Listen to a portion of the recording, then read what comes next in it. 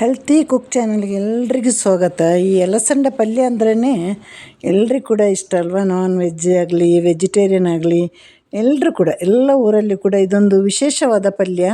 ಪ್ರತಿಯೊಂದು ಸಮಾರಂಭಕ್ಕೂ ಈ ಪಲ್ಯ ಇದ್ದೇ ಇರುತ್ತಲ್ವ. ಹಾಗಾಗಿ ಇವತ್ತು ನಾನು ಅದನ್ನೇ ಮಾಡಿದ್ದೇನೆ. ಎಲ್ರಿಗೂ ನಮಸ್ತೆ. ಇವತ್ತೊಂದು ಸೂಪರ್ ಆಗಿರುವ ಅಲಸಂದೆ ಪಲ್ಯ. ನಾನು ಅಲಸಂದೆ ಪಲ್ಯ ಎಲ್ಲ ಹೇಗೆ ಮಾಡ್ತೇನೆ ಅಂತ ನಿಮಗೆ ತೋರಿಸ್ಕೊಡ್ತೇನೆ. ನಾನು ಯಾವುದೇ ತರಕಾರಿಯನ್ನು ತಗೊಂಡಾಗ ನಾನು ಚೆನ್ನಾಗಿ ತೊಳೆದ ನಂತರದಲ್ಲಿ ಕಟ್ ಮಾಡೋದು. ಚೆನ್ನಾಗಿ ತೊಳೆದು ಅದರ ತುದಿ ಮತ್ತು ಕಡೆ ಎರಡೂ ಕಟ್ ಮಾಡಿ ಮತ್ತು ನಮಗೆ ಬೇಕಾದ ಅಳತೆಯಲ್ಲಿ ಅದನ್ನು ಕಟ್ ಮಾಡ್ಬೋದು. ಕೆಲವರಿಗೆ ಚಿಕ್ಕ ಚಿಕ್ಕ ಪೀಸ್ ಬೇಕಾಗ್ತದೆ, ಕೆಲವರಿಗೆ ದೊಡ್ಡ ಪೀಸ್ ಬೇಕಾಗ್ತದೆ. ನಮಗೆ ಬೇಕಾದ ರೀತಿಯಲ್ಲಿ ಕಟ್ ಮಾಡುವ. ಇವತ್ತು ನಾನು ಮೆಣಸಿನ ಪುಡಿ ಹಾಕೋದ್ರಿಂದ ನಾನು ಹಸಿಮೆಣಸಿನಕಾಯಿ ಹಾಕೋದಿಲ್ಲ. ಇವಾಗ ನಾನು ಬಾಣಲಿಗೆ ಕಡಲೆಬೇಳೆ ಮತ್ತು ನಾನು ಸಾಸಿವೆ ಮಾತ್ರ ಹಾಕ್ತಾಯಿದ್ದೀನಿ. ಮೊದಲು ಬಾಣಲಿ ಬಿಸಿ ಆದ ನಂತರ ಎಣ್ಣೆ ಹಾಕಿ ಕಡಲೆಬೇಳೆ ಸ್ವಲ್ಪ ಸಾಸಿವೆ ಹಾಕಿ ಅಲಸಂದೆ ಮತ್ತು ಒಂದು ಈರುಳ್ಳಿ ಹಾಕಿದ್ದೇನೆ ಜೊತೆಯಲ್ಲಿ ಕಟ್ ಮಾಡಿ. ಅದನ್ನೆಲ್ಲವನ್ನು ಹಾಕಿ ನಂತರದಲ್ಲಿ ಉಪ್ಪು ಹಾಕಿ ಸ್ವಲ್ಪ ಅರಿಶಿನ ಪುಡಿ ಹಾಗೂ ಸ್ವಲ್ಪ ಮೆಣಸಿನ ಪುಡಿ ಹಾಕ್ತೇನೆ. ತುಂಬ ಖಾರ ಎಲ್ಲ ಮಾಡಲಿಕ್ಕೆ ಹೋಗಬಾರ್ದು ಈ ಥರ ಪಲ್ಯ.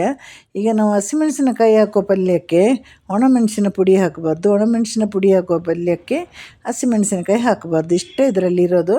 ಇದನ್ನು ಇವಾಗ ಸ್ವಲ್ಪ ನೀರು ಹಾಕಬೇಕು, ಜಾಸ್ತಿ ನೀರು ಹಾಕಲಿಕ್ಕೆ ಹೋಗಬಾರ್ದು.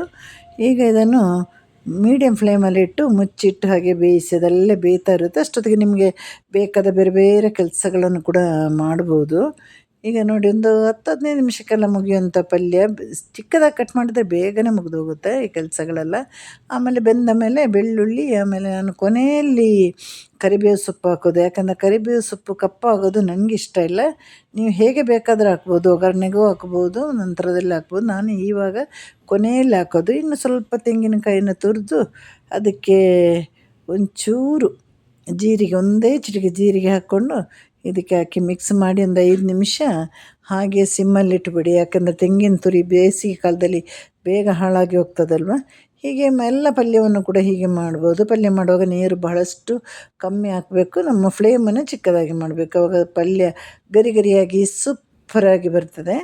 ಎಲ್ಲರೂ ಮನೆಯಲ್ಲಿ ಹೀಗೆ ಮಾಡಿ ನೋಡಿ. ಎಲ್ರಿಗೂ ಟಾಟಾ, ಬಾಯ್ ಬಾಯ್, ಸಿ ಯು, ಟೇಕ್ ಕೇರ್.